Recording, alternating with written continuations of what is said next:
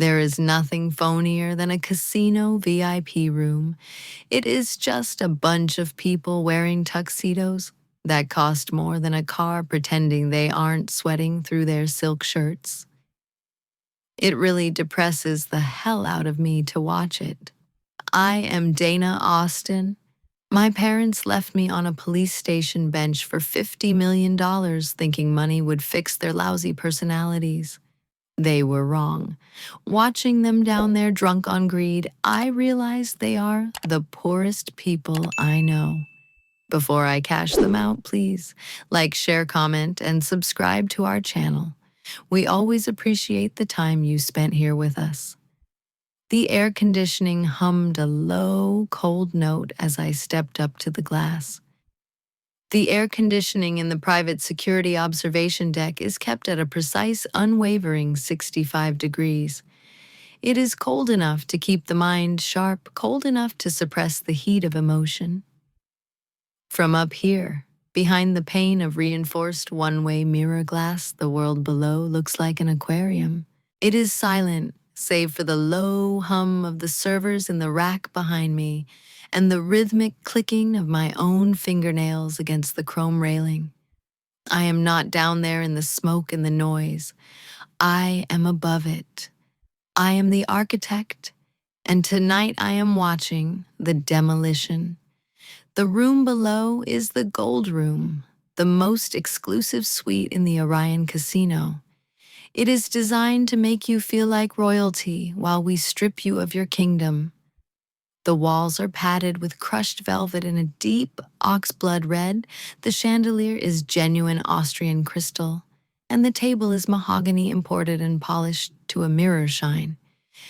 It is a beautiful stage for a tragedy. There are only 4 people in that room. 3 of them are my blood. The 4th is my family. My father, Robert, sits at the far end. Even from this height, I can see the cheapness of his expensive suit. It's an Italian cut silk, probably cost $5,000, but he wears it like a costume. He's gained weight in the 15 years since I last saw him face to face. His neck spills over his collar, red and agitated.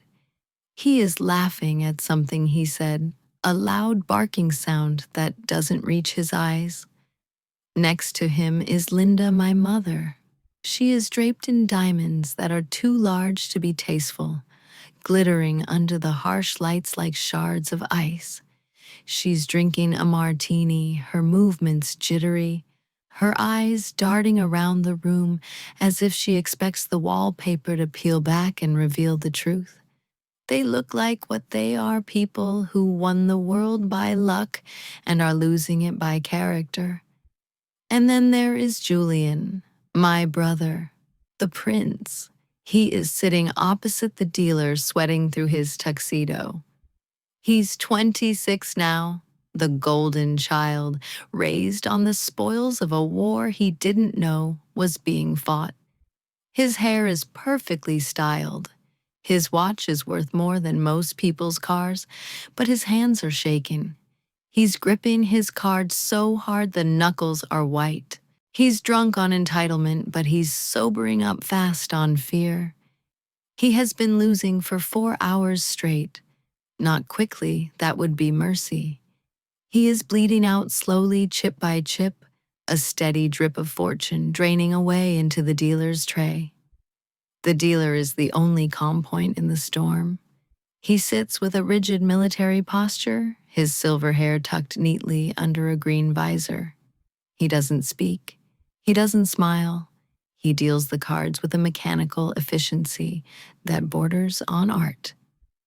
To my parents, he is just an employee, a fixture of the room to be abused when the cards turn cold.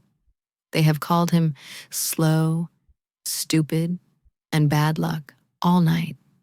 They don't look at his face. If they did, they might see the steel behind the eyes. They might realize that the man shuffling the deck is the only honorable soul in the room. My phone buzzes on the railing. It's the floor manager waiting for authorization. I pick it up, my voice flat. "Go ahead," I say. "Miss, Austin, the manager's voice is tinny in the earpiece. The subject is out of liquid assets. He's requesting a marker against property.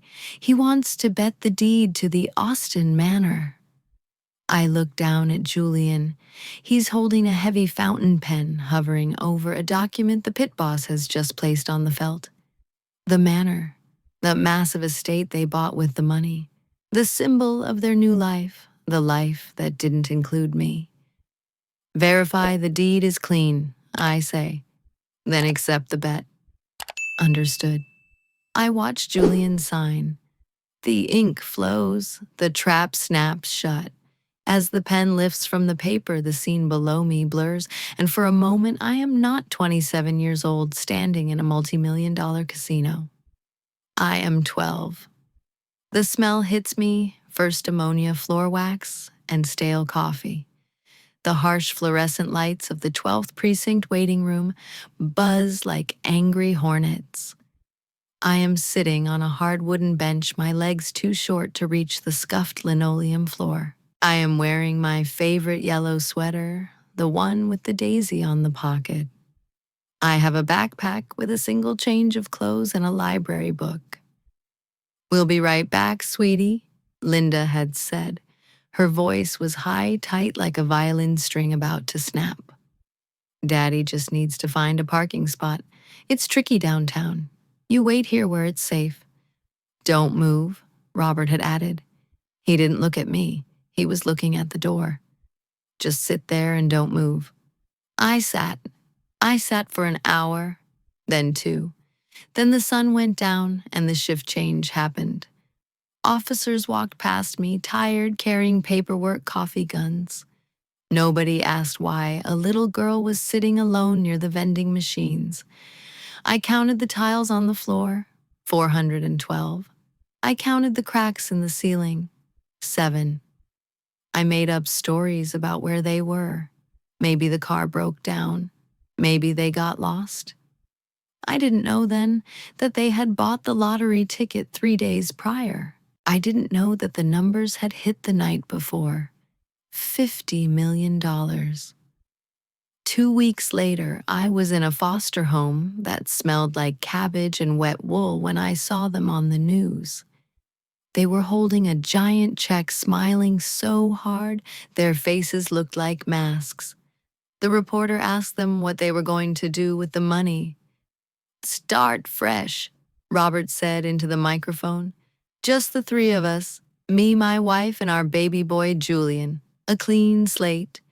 They erased me. I wasn't a daughter. I was an expense.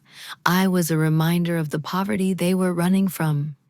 They calculated that 50 million divided by 3 was better than 50 million divided by 4, and they left me on a bench to balance the equation.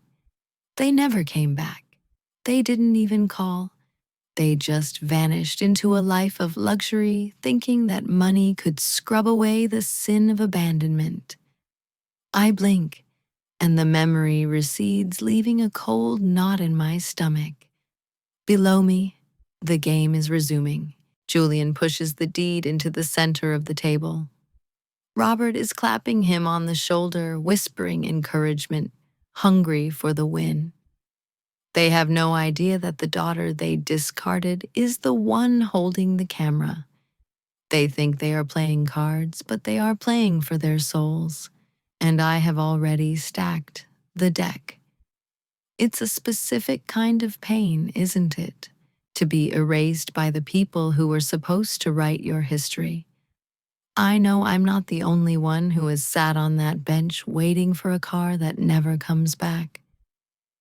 Maybe you've felt that cold silence the moment you realized you were just baggage to someone else's fresh start. If you have, you know why I'm doing this. You know that forgiveness is a luxury, but justice is a necessity. Don't be shy to share your thoughts. Your story might inspire our future episodes.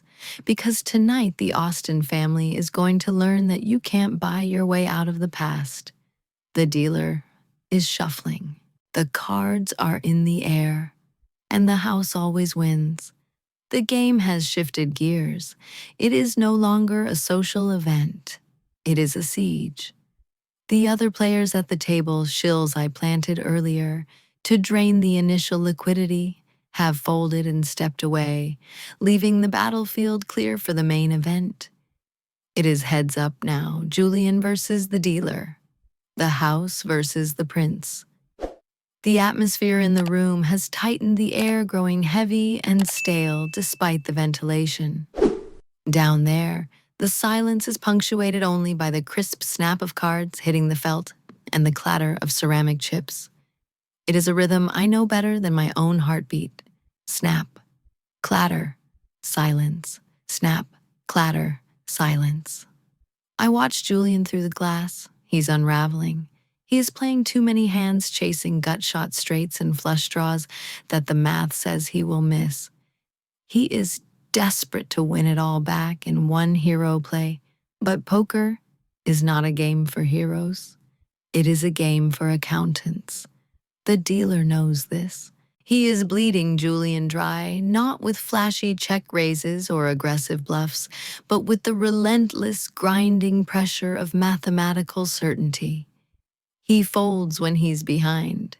He bets when he's ahead. He is an anvil, and Julian is a glass hammer striking him over and over again, shattering a little more with every impact. My parents, however, do not understand the math. To them, the slow drain of their son's stack is an affront. They are pacing behind him, circling like vultures who are annoyed the carcass isn't dead yet. They have turned their attention to the dealer. It started with heavy sighs and eye-rolling, but as the night has worn on and the chip stack has dwindled, their veneer of civility has rotted away entirely. "Jesus, are you asleep over there?" Robert barks, slamming his empty scotch glass onto a side table. "Deal the damn cards. Maybe try dealing some good ones this time, huh? Who taught you to shuffle? You've got hands like arthritis."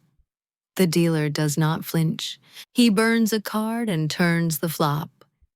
"It's the hat," Linda hisses, pointing a manicured finger at the green visor the dealer wears low over his eyes. "It's bad luck. He looks like a funeral director. Take it off. You're spooking the cards." "I'm required to wear the visor by house rules, ma'am," the dealer says. His voice is gravel low and steady. It is the voice of a man who has heard worse from better people. "Required?" Robert mocks, sneering. "I'm betting a mansion here, pal. I could buy you and sell you for parts. You're a servant. You exist to entertain us, so start being entertaining." I grip the railing of the balcony. My knuckles turn white. I want to smash the glass. I want to scream down at them that the man they are abusing is the only reason I didn't freeze to death in a bus shelter 15 years ago. But I force my hand to relax. I force my breathing to slow. Patience, Dana. The trap is not yet sprung. They are showing me exactly who they are. They are proving that the money didn't change them. It just amplified them. They believe the world owes them success, and when they fail, it must be a conspiracy of the universe or the fault of a servant with slow hands. They have no idea that the real architect of their ruin isn't the man dealing the cards. It's the voice in their inbox. I close my eyes for a second and let the data stream through my mind. I didn't just wait in the shadows for 15 years. I built a persona.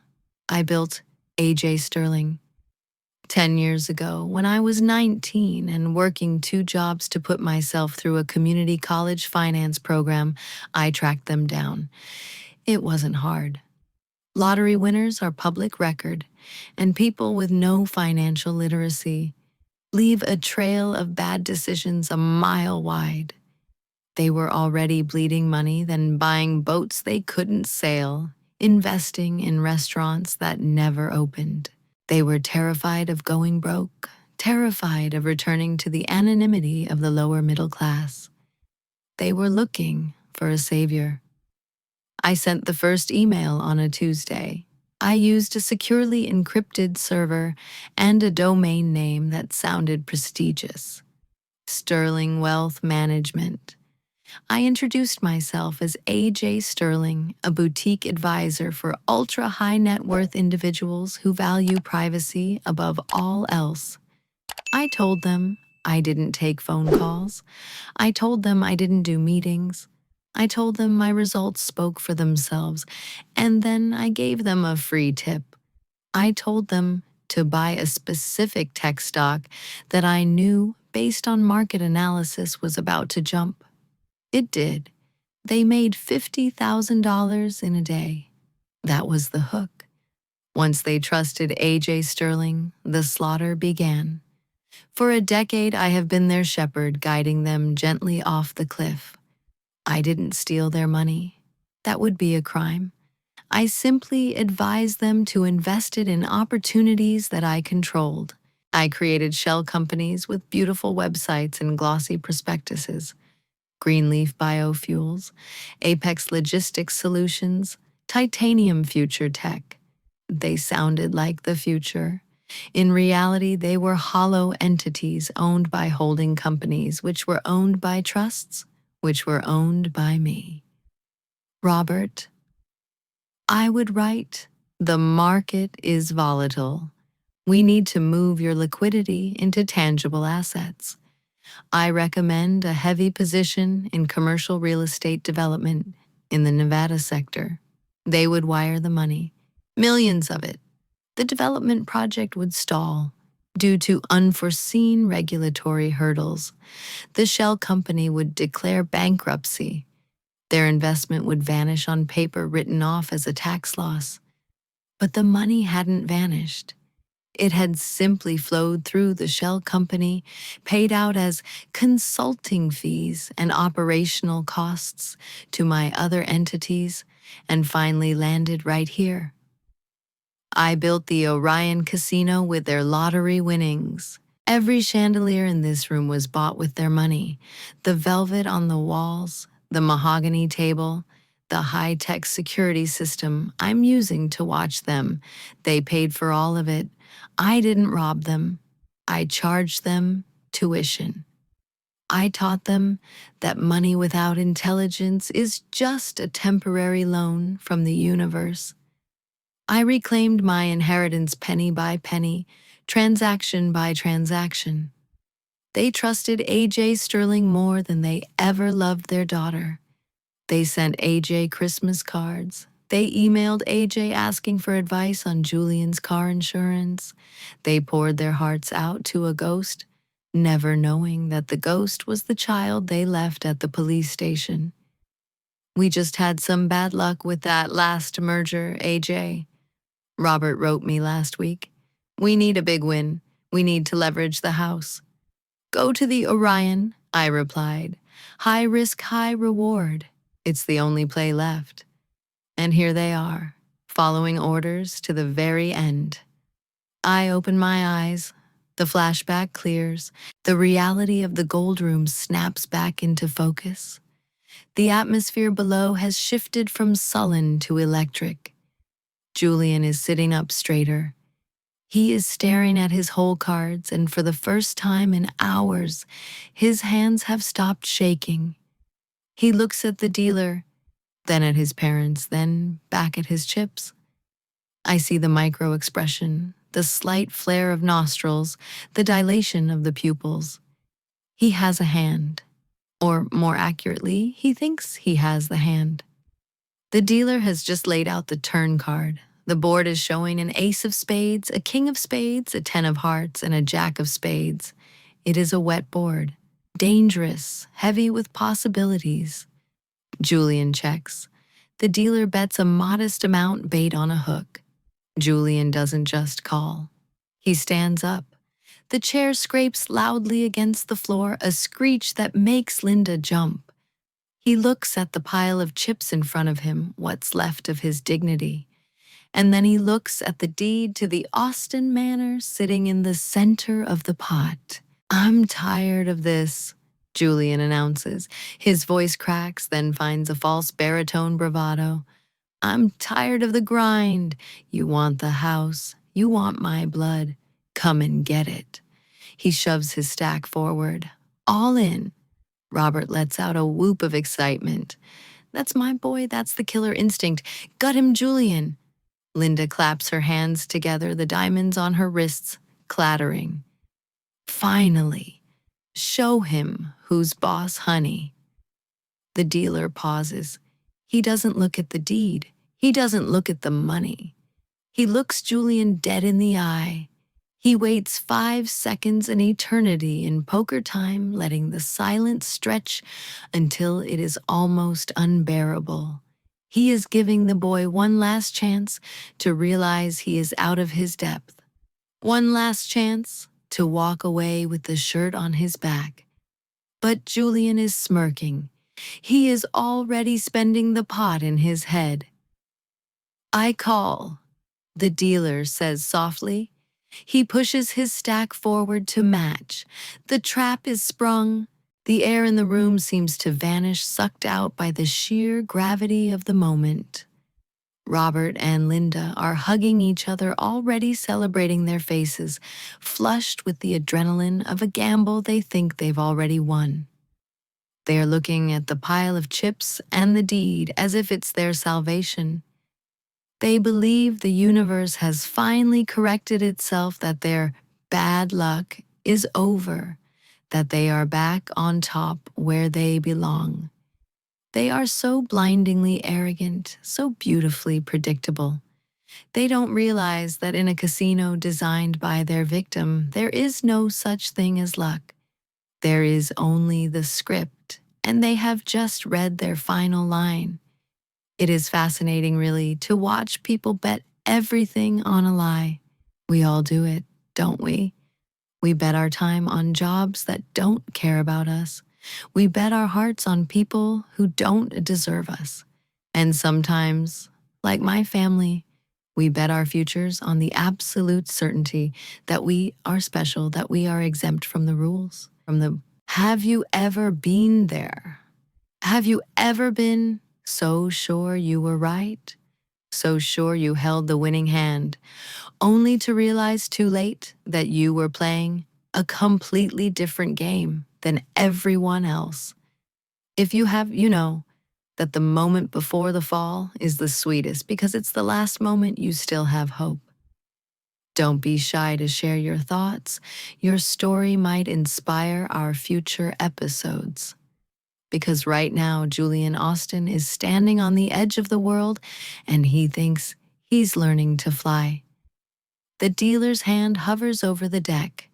The room is frozen, a tableau of greed and anticipation trapped in amber.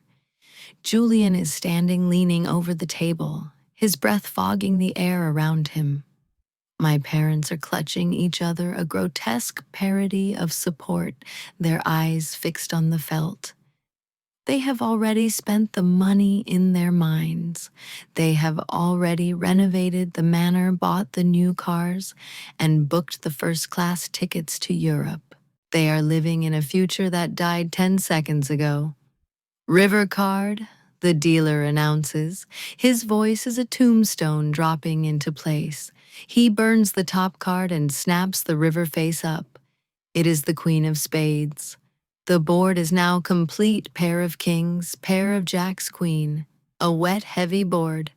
Julian lets out a sound that is half laugh, half sob. He slams his hand down. Full house, he screams, flipping his whole cards. Pocket jacks. Jacks full of kings. Read 'em and weep, old man. That's the monster. That's the kill shot. Robert roars, punching the air. Yes, yes, that's my boy. I told you, the luck would turn. Linda is crying, actual tears of relief washing through her heavy foundation. Oh, thank God, we're safe, we're safe. They're hugging Julian, patting his back, shaking him in celebration. Julian is grinning, looking at the dealer with a sneer of pure, unfiltered arrogance. Pay up, he sneers. Push the pot and give me my deed back. The dealer does not move. He does not reach for the chips. He does not reach for the deed. He waits for the noise to subside, waiting with the infinite patience of a man who knows the ending of the story. Slowly, the celebration falters. My parents notice that the chips aren't moving. Julian's smile flickers, then dies. I said pay up, Julian demands, his voice trembling slightly. I'm afraid that is not possible, the dealer says. What do you mean? Robert steps forward, aggressive now. He has a boat. Jack's full. What could you possibly have? The dealer turns his cards over one by one. The first is the king of diamonds. The second is the king of hearts. Four of a kind, the dealer whispers. The silence that follows is violent. It sucks the oxygen out of the room. Julian stares at the four kings on the table, two on the board, two in the dealer's hand. The math crashes down on him. Four kings beat a full house. Every time. Always. No, Julian whispers. No, that's not right. The house wins, the dealer says, and he reaches out with the rake. He pulls the mountain of chips, the millions of dollars, the credit slips, and the deed to the Austin Manor toward his side of the table. The sound of the rake scraping across the felt is the only sound in the universe. Then the explosion happens. Robert lunges. He flips the heavy mahogany table. Chips fly like shrapnel clattering against the walls and the floor. Drinks shatter. The deed flutters to the ground, landing in a puddle of spilled scotch. You rigged it, Robert screams, his face turning a dangerous shade of purple. He points a shaking finger at the dealer. You cheat, you dirty, cheating thief, I saw you. You dealt from the bottom. I know how this works. Nobody hits quads on the river. Nobody. Sir, please step back, the dealer says, standing up, his hands raised but calm. Don't you tell me to step back, Robert bellows. I am Robert Austin. I own this town. I want my house back. I want my money back. Where is the owner? Get me the owner of this scam factory right now. I'll have this place burned to the ground.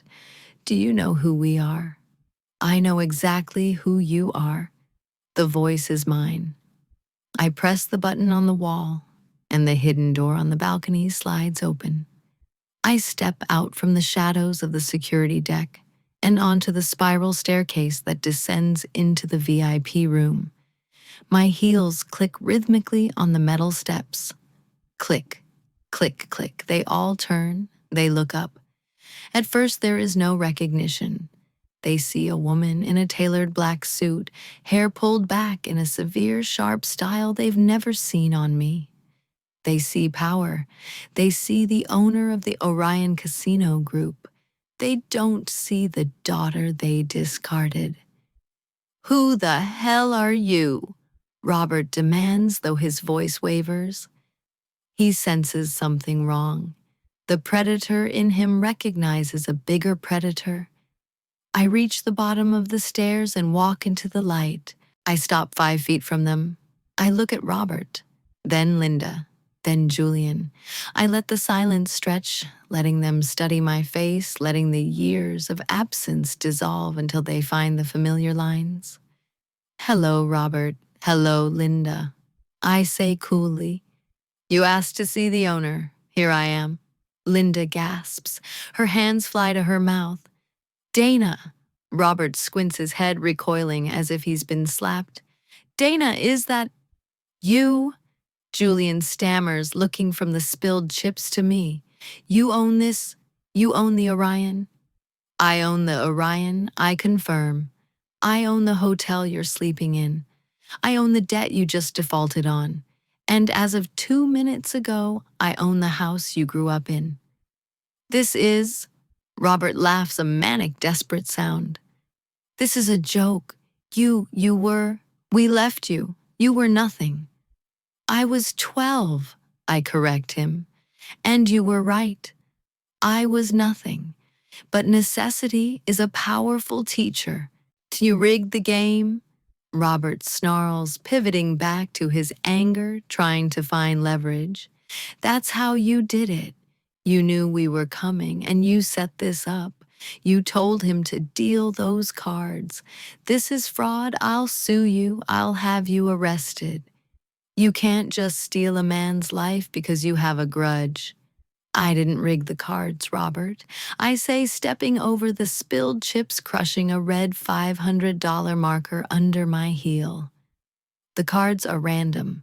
The math is absolute. Julian played a bad hand aggressively. That's not fraud. That's stupidity. Then give us the money back, Linda pleads, switching tactics instantly. She steps toward me, arms open, the grieving mother act fully engaged. Dana, baby, look at us. We're your family. We've had such bad luck. For 10 years, everything we touched turned to dust. The markets, the businesses. We've lost so much. You can't do this to us. We're destitute. I look at her, and I feel nothing. No pity, no anger, just the cold satisfaction of an equation balancing out. Bad luck, I repeat. Is that what you think it was? It was, Robert insists. The economy, the crash, the bad advice we got. The advice, I say softly. Yes, let's talk about the advice. I reach into my jacket pocket and pull out a folded piece of paper. It's a printout of an email. I unfold it slowly. Subject: investment opportunity. Greenleaf biofuels. I read aloud. Date November 14th, 2018. Dear Robert, market indicators suggest a massive pivot to renewables. I recommend liquidating the municipal bonds and moving 40% of the portfolio into Greenleaf immediately. Trust the process. Sincerely, A.J. Sterling.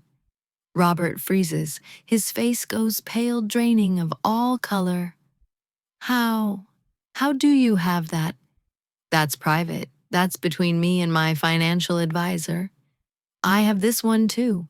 I continue, pulling out another sheet. Subject: emergency liquidation. Dear Linda, the tech sector is overheating. Sell the blue chips. Put the cash into the Apex Logistics IPO. It's a sure thing. Sincerely, A.J. Sterling. Stop it, Linda whispers. Who gave you those? I am A.J. Sterling, I say. The revelation hits them like a physical blow. Robert stumbles back against the wall. Julian drops into his chair, mouth open. No, Robert wheezes. No, he's a man. He's been handling our money for 10 years. He made us millions before he lost it. I made you millions on paper, I correct him, to gain your trust. And then, when you fully committed, when you handed me the keys to your kingdom, I moved the assets. I recommended every bad stock because I owned the short position. I recommended every failed business deal because I owned the shell companies you were buying. I didn't just wait for you to go broke, Dad. I engineered it. I walk closer, invading their personal space, my voice dropping to a whisper that carries more weight than a scream. You didn't lose your money to bad luck, I tell them. You didn't lose it to the economy. You gave it to me. Every check you wrote, every wire transfer you authorized, you were funneling your lottery winnings right back into my companies. You funded this casino. You funded my education. You funded my life. You stole it, Robert gasps, clutching his chest. I reclaimed it, I snap. You abandoned me with nothing so you wouldn't have to share. So I took what you valued more than me. I took the money, all of it, penny by penny, transaction by transaction, until you were hollow. I gesture to the room, to the luxury, to the empire I built on their greed. I didn't rig the game, Robert. I rigged your lives. The silence in the room is total. The machinery of the casino hums in the distance, indifferent to their ruin. They look at me, and for the first time, they don't see a child they can discard. They see the consequence of their own actions grown up and standing in a $5,000 suit. But, I say, turning slightly toward the dealer, there is one variable you still haven't accounted for. You keep blaming the dealer. You keep calling him servant. You really don't recognize him, do you? Robert looks at the dealer, confusion warring with his panic. Who cares who he is? He's a nobody. He's the man who picked up what you threw away. I say. I nod to the dealer. Show them. There are moments in life where the floor drops out, where the reality you constructed collapses under the weight of the truth. This is one of those moments.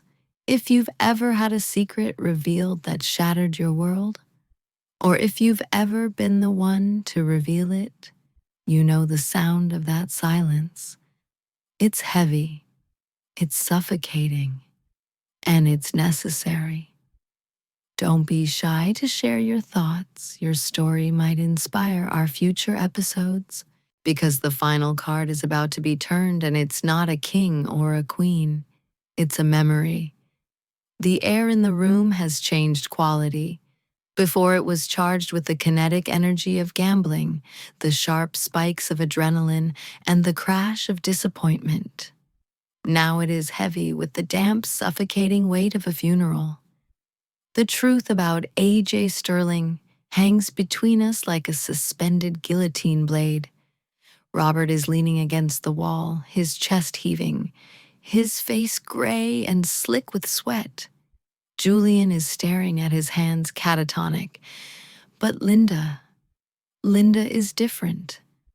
I watch her eyes dart around the room, assessing the damage, looking for an exit, calculating the odds of one last bluff. She wipes the tears from her cheeks with the back of her hand, smearing her mascara into jagged black streaks. She straightens her spine.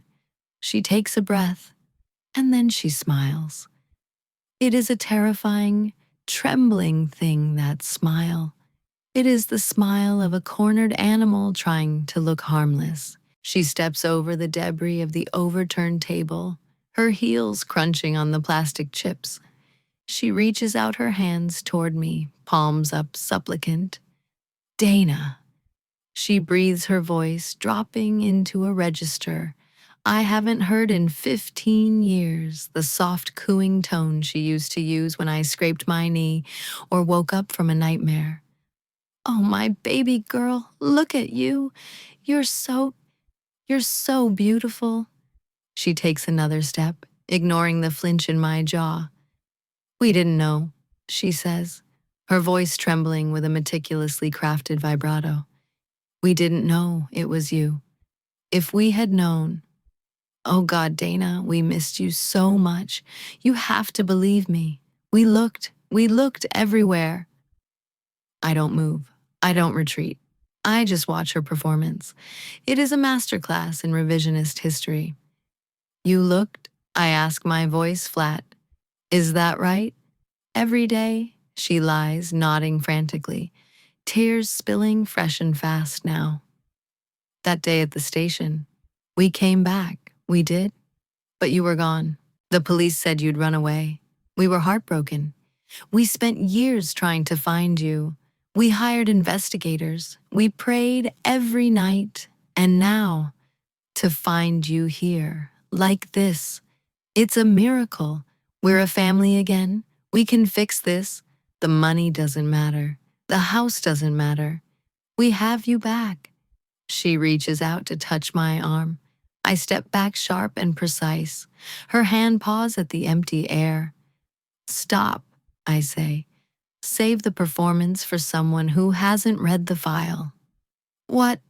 She blinks, the mask slipping for a fraction of a second. Case File 89B 12th Precinct. I recite from memory. Missing person report filed by Officer Frank Miller at 23:00 hours. Parents listed as unknown because you didn't leave identification with the desk sergeant. You said you were going to move the car. I take a step toward her and she shrinks back. You didn't come back that night, Linda. You didn't come back the next day. 2 weeks later, when you won the lottery, you moved from our apartment on 4th Street to the gated estates in Weston. You didn't leave a forwarding address with the landlord. You didn't leave a contact number with the police. You changed your phone numbers. You legally changed your last name from Austin to Austin with an A to make it harder to trace. I know, because I hired the investigator who found the paperwork. There must be a mistake, she stammers, her eyes wide. The only mistake was thinking you could erase a human being like a line item on a budget, I say. You didn't lose me. You discarded me. The silence returns colder than before. Linda's face hardens. The maternal mask dissolves, revealing the bitter, selfish woman underneath. She drops her hands. Fine, she spits. Fine, you want to be the victim, be the victim. But you're a cruel bitch, Dana, destroying your own family over something that happened a lifetime ago. I'm not destroying you, I correct her. I'm just balancing the ledger. Robert pushes himself off the wall. He realizes the reunion strategy has failed. His face is regaining its color, turning from gray back to an angry, mottled red. He looks at me, then at the empty table, and his rage finds the path of least resistance. He turns on the dealer. The man is still standing there, quiet, watching, holding the rake like a staff. To Robert, he is still just a prop, a servant, a safe target for his impotence. This is your fault, Robert growls, stabbing a finger at the dealer. You were part of this. You signaled her. You dealt the cooler. You're in on the con. He marches toward the table, his fists clenched. I want your name. I'm going to have your license. I'm going to bury you. Dad, stop, Julian murmurs from his chair, but he has no authority left. No, Robert screams. I won't stop. This man is a crook. He's a hireling. Look at him. He's nothing. I look at the dealer. I nod. The dealer sets the rake down against the table. He reaches up with both hands. Slowly, deliberately, he unclips the green visor that has shadowed his face all night. He places it on the felt. Then he runs a hand through his thinning gray hair and looks up. For the first time all night, he makes direct eye contact with Robert. The lights of the chandelier catch the deep lines etched into his face, lines of worry, lines of duty, lines of a life spent carrying weights that weren't his. Robert freezes. He stares. He squints. The recognition is slow, bubbling up through the haze of 15 years of narcissism. He knows the face, but he can't place it in the context of a high roller suite. He remembers it from a different world. You, Robert whispers. I know you. Hello, Mr. Austin, the dealer says. His voice is different now, no longer the flat, subservient tone of a casino employee. It is the resonant, commanding voice of a man who used to wear a badge. It's been a long time. You've put on weight. Who is he? Linda demands, looking between them. He's the police officer, I say, softly. The dealer. Frank steps around the table. He doesn't walk like a dealer anymore. He walks like a cop. Officer Frank Miller, he clarifies. Badge number 404.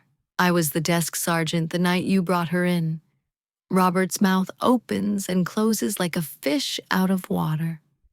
You You're the cop. What are you doing here? I retired 6 years ago, Frank says. Dana offered me a job, said she needed someone she could trust to run the pit, someone who knew the difference between a bad hand and a fixed game. He stops in front of Robert, towering over him, not in height, but in dignity. I remember that night clearly, Robert. It was snowing. You were wearing a blue parka. You told me you were just going to move the car because the meters were strict. You told her to sit on the bench and be a good girl. We meant to come back. Robert lies, but the fight has gone out of his voice. He is shrinking. I waited with her for 6 hours after your shift ended. Frank continues, his voice steady but cutting. I bought her a hot chocolate from the vending machine. I gave her my jacket because the station heating was on the fritz. When I called the number you gave us, it was disconnected. When I sent a patrol car to the address on your license, the apartment was empty. You didn't just leave a child, Robert. You left a crime scene. We were scared, Linda whimpers. We were broke. We couldn't feed her.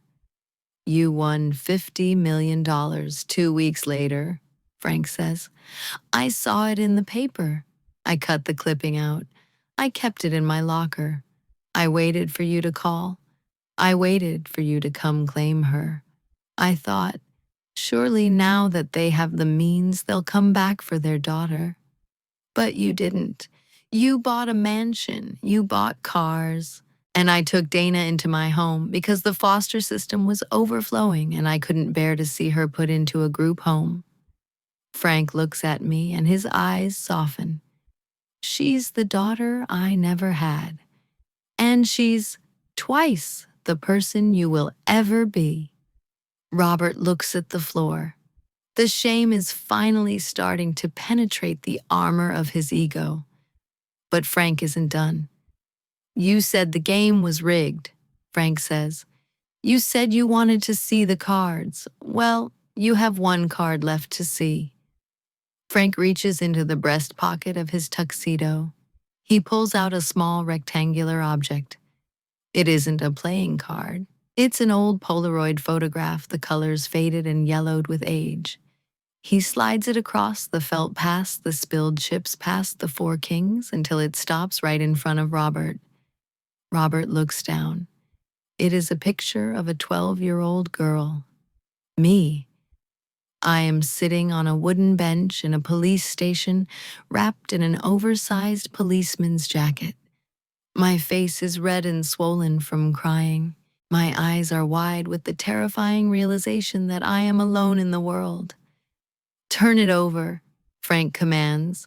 Robert's hand shakes as he flips the photo. On the back, written in blue ink, is a note. Read it, I say. Robert reads it silently, his lips moving. Then he drops the photo as if it burned him. Read it out loud, I order. Gone to start over, Robert whispers, his voice cracking. Don't follow. That's your handwriting, Dad, I say. Frank found that note tucked into my backpack. You wrote it before you even walked into the station. You didn't go to move the car. You went to abandon me. That was the plan all along. The room falls silent again. The photo sits there, a damning piece of evidence that screams louder than any shout. The cruelty of it, the premeditation, strips them of their last defense. They aren't victims of a revenge plot. They are monsters who have finally been dragged into the light. It's a heavy thing, isn't it? To realize that the people who were supposed to protect you were the ones plotting your erasure.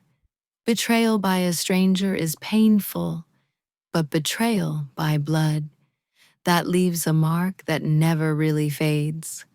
It just hides under the skin, waiting for a moment like this. Maybe you've felt that the sting of a parent or a sibling who chose themselves over you. If you have, you know that the only way to heal is to stop waiting for an apology that will never come, and to start building a life they can't touch. Don't be shy to share your thoughts. Your story might inspire our future episodes, because the game is over. The hand has been played, and now it's time to clear the table. The door to the VIP suite opens with a soft, pneumatic hiss, breaking the silence that the photograph left behind. It isn't the police. It isn't a SWAT team. It is simply Marcus, my head of security, flanked by two men in dark suits who look like they were carved out of granite. They don't carry weapons, at least not visible ones. They carry the crushing weight of bureaucracy. They step into the room with the quiet professionalism of undertakers, sensing that the death has already occurred, and now is just a matter of removing the body. Robert looks up at them, dazed. The fight has drained out of him, leaking onto the floor along with the spilled scotch. He looks from the photo of the crying girl to the men standing by the door. We need a moment, he croaks, trying to summon a shred of his former authority. We need to call our lawyer. We need to call A.J. Sterling. A.J. Sterling has terminated his services, I say, my voice cutting through the air like a scalpel. And since A.J. Sterling was the one paying your retainer, I imagine your lawyer won't be taking your call tonight. Marcus steps forward. Mr. Austin, Mrs. Austin, it's time to leave. Leave, Julian mumbles, finally lifting his head. He looks like a child who has just woken up in a strange house. Go where you took the house, you took the money. The street is public property, I reply. Where you go from the curb is up to you. My car, Robert says, clutching at straws. We have the Bentley. The valet has it. Marcus shakes his head. He holds up a tablet, tapping the screen. The vehicle was leased through a subsidiary of Orion Holdings. The lease was secured against your investment portfolio. Since that portfolio is now empty, the asset has been repossessed. The keys have already been pulled from the valet stand. The realization hits them in waves. They aren't just broke, they are erased. No home, no ride, no advisor, no golden parachute. They are standing in a room worth millions, wearing clothes worth thousands, and they don't have enough bus fare to get across town. Please, Linda whispers. It's a small, broken sound. She looks at me, and for a second, I see the terror in her eyes, the same terror I felt when the sun went down and the police station lobby started to empty out. Dana, please. Where are we supposed to sleep? There's a shelter on 4th and Main, I say. They take intake until midnight. If you hurry, you might make it. It is cruel. I know it is, but it is also symmetrical. Marcus gestures toward the door. This way, please. Don't make us carry you. They move like ghosts. Robert stumbles, catching himself on the edge of the overturned table. Julian walks with his head down, unable to look at me, unable to look at the dealer who dismantled him. Linda looks back once, just before she crosses the threshold. She opens her mouth to speak, perhaps to curse me, perhaps to beg. But she sees Frank standing beside me, his hand resting gently on my shoulder, and the words die in her throat. She turns away. The security team escorts them out. I watch through the open door as they walk down the hallway, 3 figures shrinking into the distance, walking away from the life they stole, and back into the reality they deserve. The elevator doors open. They step inside. The doors slide shut. They are gone. The room is suddenly very quiet. The hum of the air conditioning seems to return, filling the void. The violence of the evening, the shouting, the betrayal, the revelation settles like dust. Frank sighs a long, weary exhalation that seems to release 15 years of tension. He looks down at the mess on the floor, the scattered chips, the spilled drinks, the overturned chairs. Old habits die hard. He bends down and reaches for the rake, instinctively moving to tidy up the pit. "I'll get housekeeping up here," he says, his voice raspy. "We need to log the chips and close the tray." I reach out and catch his wrist. My hand is small against his, but my grip is firm. "Leave it," I say. He looks at me surprised. "It's a mess, Dana. We can't leave the room like this." "We own the room, Frank," I tell him. "We can do whatever we want." I look around the gold room one last time. It doesn't look like a palace anymore. It looks like a movie set after the cameras have stopped rolling. It's just wood and velvet and plastic. The power wasn't in the room. It was in the story we told. And the story is finished. "You were right," I say, looking at him. "About freedom." "Yeah," he asks, straightening up. "They thought freedom was having enough money to walk away from their responsibilities," I say. "They thought if they had $50 million, they didn't have to be parents. They didn't have to be decent. But that's not freedom. That's just escape." I squeeze his arm. "Freedom is looking at the ugly truth and not blinking. Freedom is surviving, and we survived." Frank smiles. It's a genuine smile, one that reaches his eyes and wrinkles the corners of his face. He isn't the dealer anymore. He isn't the officer. He is the man who sat up with me when I had the flu. He is the man who taught me how to drive. He is the man who clapped the loudest at my graduation. "You did good, kid," he says softly. "You played a perfect game." "I had a good teacher," I reply. I take the keys to the security deck from my pocket and toss them onto the felt right next to the four kings. I don't need to watch anymore. There is nothing left to see. "Come on," I say, turning toward the exit. Shifts over. "Where are we going?" he asks, falling into step beside me. "Dinner," I say. "I'm buying, and I think we've earned a night off." I pause at the door. Frank is waiting for me. I look at him, and for the first time in a long time, I don't feel the cold precision of the casino owner.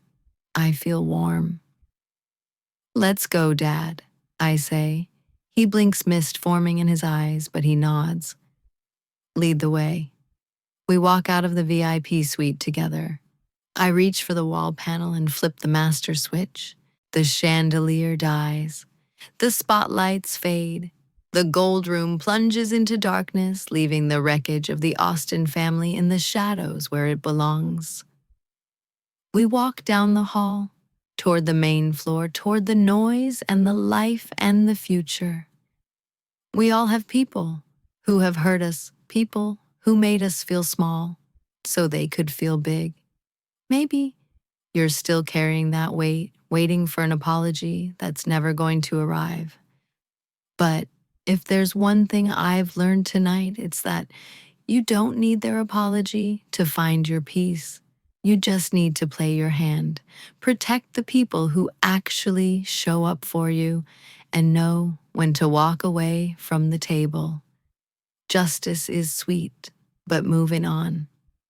That's the real jackpot. Don't be shy to share your thoughts. Your story might inspire our future episodes. Because the best revenge isn't ruin, it's living well without them. Dana showed us that real family isn't about blood. It's about who stands by you when the chips are down. Have you ever faced a betrayal like this? Or had to rebuild your life from scratch? Don't be shy to share your thoughts in the comments. Your story might be the inspiration for our future episodes. We read every single comment. Thank you for listening. This has been a story from Ashes of Revenge. We'll see you next time.